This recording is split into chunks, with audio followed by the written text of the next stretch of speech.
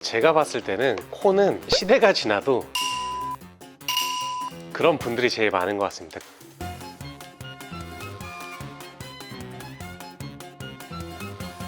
안녕하세요. 성형외과 전문의 이준호입니다. 원장님, 저희가 항상 눈 얘기만 하는 것 같아서 이번에 좀 코 얘기를 해보려고 해요. 오늘은 또 뭐가 궁금해서 찾아오셨죠?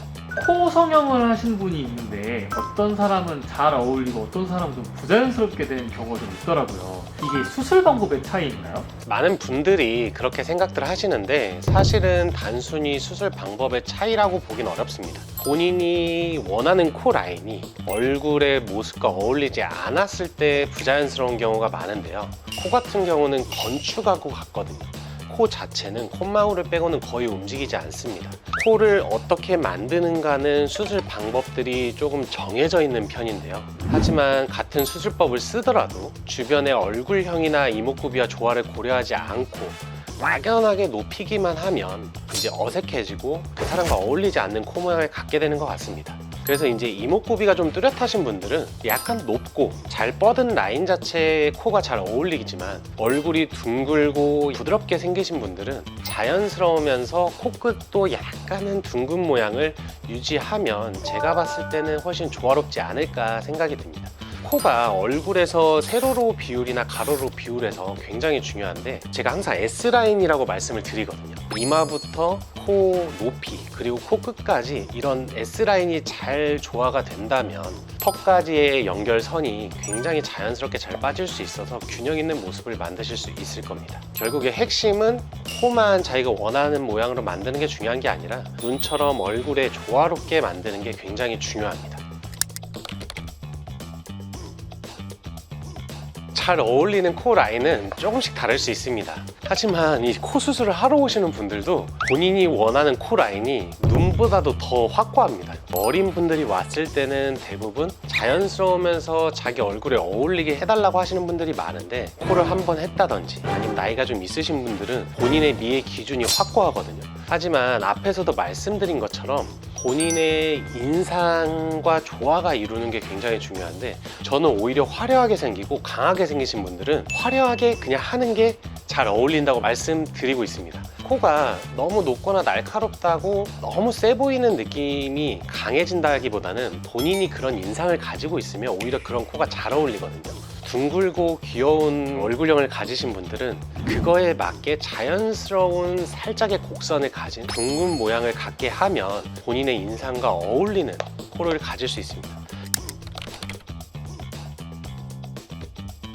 제가 봤을 때는 코는 시대가 지나도 신세경이나 카리나 그런 분들이 제일 많은 것 같습니다. 그리고 요즘은 이제 고윤정 씨 사진, 근데 각각이 가지고 있는 매력이 너무 다른 것 같아요. 고윤정 씨는 누가 봐도 얼굴에서 코가 차지하는 비중이 큽니다. 약간은 남성적인 코를 가지고 있는데 고윤정 씨의 얼굴형이나 인상과 어울려서 높고 큰 코지만 정말 잘 어울린다고 생각하거든요. 근데 신세경 씨 같은 경우는 옆에서 봤을 때 이마부터 턱까지의 라인이 누가 따라올 수 없을 정도로 너무 이쁩니다. 이마도 볼록하고 콧등에서 살짝 들어가지만 적절한 높이를 가지고 있고 코끝도 과하지 않으면서 자연스럽게 뾰족한 느낌을 가지고 있습니다. 턱도 굉장히 이쁘셔서 전반적으로 봤을 때 얼굴의 볼륨이 들어가고 나오고가 정말 잘 빠져 있는데요.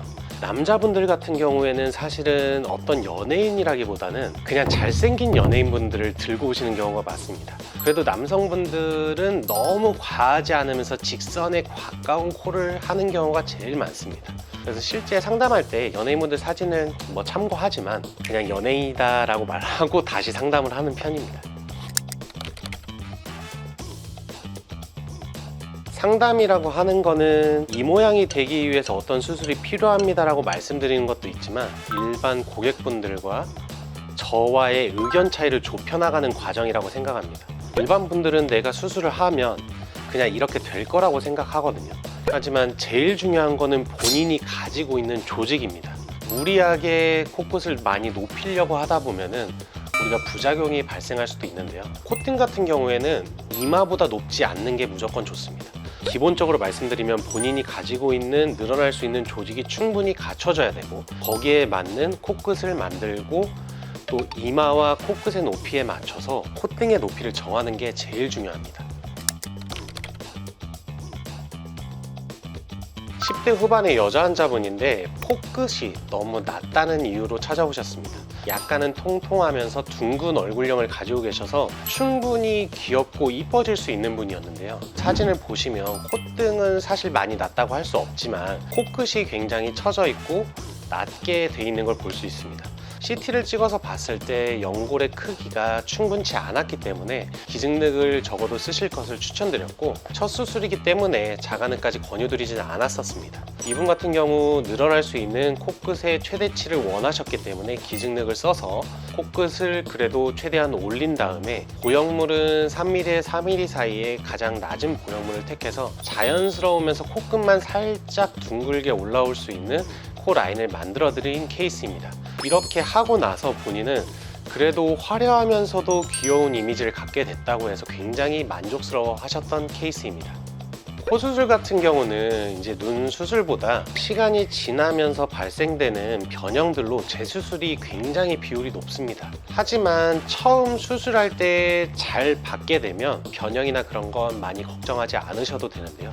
코 성형은 단순히 모양만 이쁘게 만드는 게 아니라 본인이 가지고 있는 얼굴과 조화를 이루는 게 굉장히 중요합니다. 본인이 가지고 있는 인상, 그리고 분위기, 제일 중요한 거는 평소에 요즘은 꾸미시는 것들이 많기 때문에 화장 스타일을 고려해서 상담을 받아보시면 굉장히 좋을 것 같습니다. 연예인 사진을 참고하는 것도 물론 좋지만 본인 얼굴과 어울리는 코를 찾는 것이 가장 후회 없는 선택입니다. 지금까지 성형외과 전문의 이준호였습니다. 감사합니다.